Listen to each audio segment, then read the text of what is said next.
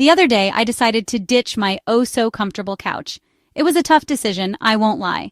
The couch and I have a pretty solid relationship. But adventure called, and ventured out into the bustling city to the Tribeca Festival, all for the chance to see Allison Williams. The energy around the festival was palpable, a real buzz in the air. You know her, Rose from the iconic Get Out, a role that cemented her as a force to be reckoned with in the horror genre. She's also the mastermind, or at least a key player, behind the delightfully terrifying M3 GAN, a film that took the internet by storm. And of course, who could forget Marnie from Girls? A character that, let's be honest, we all saw a little bit of ourselves in, whether we like to admit it or not. Going in, I expected a serious actory discussion, you know, the kind where they dissect the craft with intense precision. I was ready for some deep insights into the art of acting. Instead, what I got felt like a hilarious, unfiltered sleepover with your coolest, most insightful friends. It was surprisingly candid and lighthearted. Allison walked out looking like she invented posture itself, radiating confidence and grace. She just has that star quality. But despite her poise, her vibe was pure relatability. She immediately put everyone at ease. She opened with the real stuff, the existential dread that comes with seeing your face blown up on a giant screen, a feeling most of us can only imagine. And she touched on the utter weirdness of your most awkward, vulnerable moments becoming immortalized as memes on the internet. Instantly, she made the entire room feel like we were all in on the same joke, even when the joke was squarely on her. It was a masterclass in self-deprecation. The crowd was a fascinating mixed die-hard girls superfans, eager to hear behind-the-scenes stories. There were also horror buffs, keen to delve into her experiences with Get Out and M3 GAN. And let's be honest, a few people who were probably just there to escape the summer heat and enjoy the air conditioning, but even they were completely hooked by her charm. Allison's command of the room wasn't the least bit intimidating. It felt more like hanging out and catching up with your funniest, most insightful friend.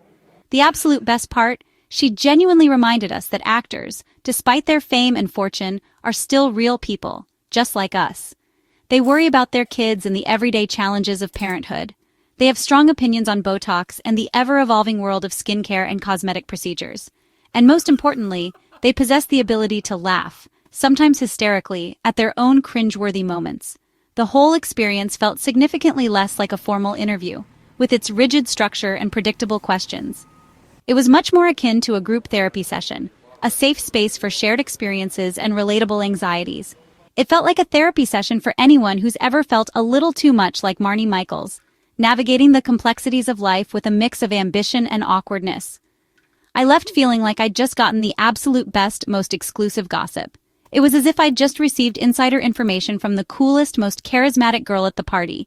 And yes, I can confirm that the gossip was, indeed, excellent. Worth ditching the couch for without a doubt. Because sometimes, seeing the real person behind the carefully constructed persona is the most captivating show of all. And after seeing her at Tribeca, I can confidently say that Allison Williams, she's absolutely the real deal. A genuine, talented, and relatable human being. All right, let's dive right into the heart of the matter. It's time for the Botox talk. We're going to explore the ins and outs, the pros and cons, and everything in between when it comes to this popular cosmetic procedure. Allison dove in with refreshing honesty, offering a perspective that's both insightful and relatable. She spoke candidly about the immense pressure to stay perpetually young in Hollywood, a pressure that affects so many in the industry. This pressure is especially amplified now that she's navigating the joys and challenges of motherhood. Balancing career and family adds a whole new layer to the equation. She joked with a hint of seriousness about wanting to freeze her face in time, preserving her youthful appearance, to immortalize it perhaps into a timeless marble statue, forever frozen in a state of perfect composure. But then, she got real, shifting the tone to a more serious and thoughtful reflection. She emphasized that, as an actress, your face is your primary instrument, the tool you use to convey emotions and tell stories. She painted a hilarious picture. Imagine trying to act out a deeply dramatic scene, pouring your heart and soul into the performance, but your forehead's on a permanent vacation in Smoothville, rendering you unable to express the necessary emotions. It's a real dilemma, a genuine conflict between the desire to maintain a youthful appearance and the need to fully express oneself as a performer. How do you effectively emote? How do you convey the nuances of human emotion when your facial muscles are essentially napping? Even Allison openly wonders how other actresses manage to navigate this tricky balance, seemingly defying the limitations of cosmetic procedures. She readily admitted that the pressure to conform to certain beauty standards is undeniably real and pervasive in the industry. But she also emphasized the equally important need for authenticity, for staying true to oneself and embracing natural beauty. Her take on the matter?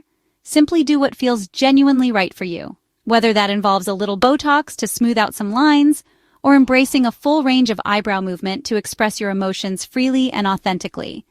She's not preachy or judgmental, just refreshingly honest and candid about the inherent absurdity and complexities of it all. Her down-to-earth perspective and genuine honesty made her feel less like a distant celebrity, shrouded in glamour and unattainable standards. Instead, she came across more like a close friend you'd casually text for advice, a friend who also happens to share hilarious memes. Ultimately, it all boils down to being real and authentic, both on screen in the roles you portray and off-screen in your everyday life. And honestly, her refreshing humor and lighthearted approach to the topic were far more inspiring and helpful than any self-help book could ever be. Let's talk about Marnie Michaels, that character from Girls that everyone seemed to have an opinion about. The one who sparked countless debates, the millennial villain we all secretly are, or at least a part of us is. For years, Marnie was the character we loved to hate, the one we judged, criticized, and maybe even felt a little superior to. Controlling, always needing to have things her way, self-absorbed, constantly seeking validation and attention, and always making questionable choices. Decisions that left us shaking our heads and wondering, what was she thinking? Allison knows Marnie's reputation. She understands the complexities of the character, and spoke about her with a mix of affection and exasperation. It's a testament to the writing and her performance that Marnie evokes such strong feelings. She gets that Marnie's most iconic moments, the scenes we remember most vividly, are also her most mortifying, the ones that make us cringe and want to look away. The Kanye West performance, a moment of pure, unadulterated awkwardness. The disastrous wedding, a train wreck of bad decisions and even worse behavior. The failed seduction, cringeworthy moments that are hard to forget. But here's the thing. Beneath all the flaws and questionable choices, Marnie's flaws made her real. They grounded her, made her relatable in a way that perfection never could. She was always trying, too hard usually, striving for something just out of reach, to be the perfect friend, always there, always supportive, even when she didn't know how. Artist, searching for her creative voice, even if it meant a lot of missteps along the way. And adult, trying to navigate the complexities of life with a grace she didn't always possess. Her journey was messy, full of twists and turns, just like real life.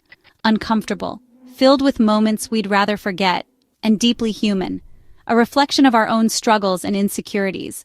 We cringed at her because we saw ourselves in her. The parts we don't always like to admit are there. Marnie isn't just a character, she's more than just a face on the screen. She's a cultural touchstone for millennial striving, a symbol of the pressures and expectations placed upon a generation.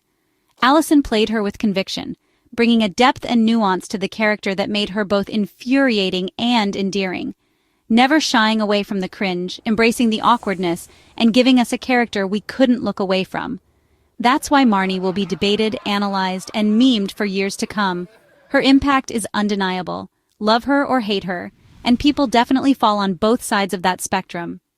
You can't deny Marnie made her mark. She left an undeniable impression on television and pop culture. And maybe, just maybe, if we're honest with ourselves, we're all a little bit Marnie. We all have those moments of insecurity, those times when we're trying too hard, those questionable choices we'd rather forget. That's her legacy.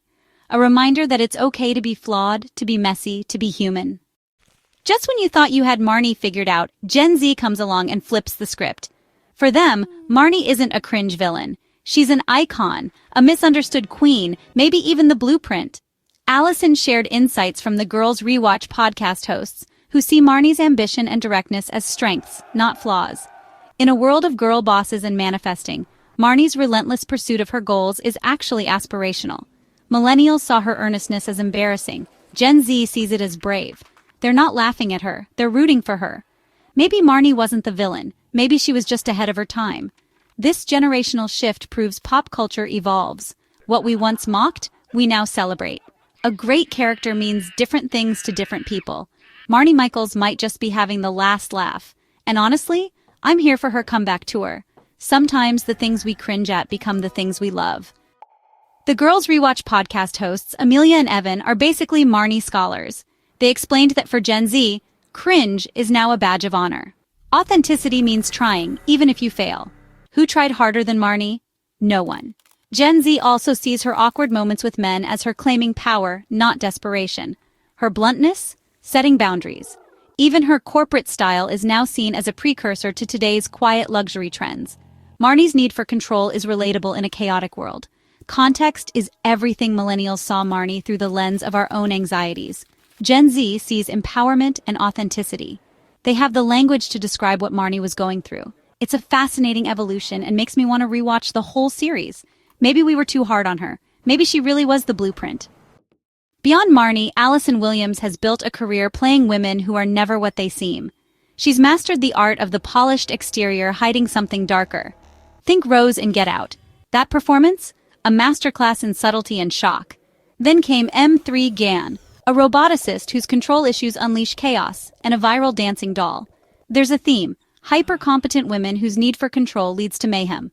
By choosing complex, morally gray roles, Allison has crafted a fascinating body of work.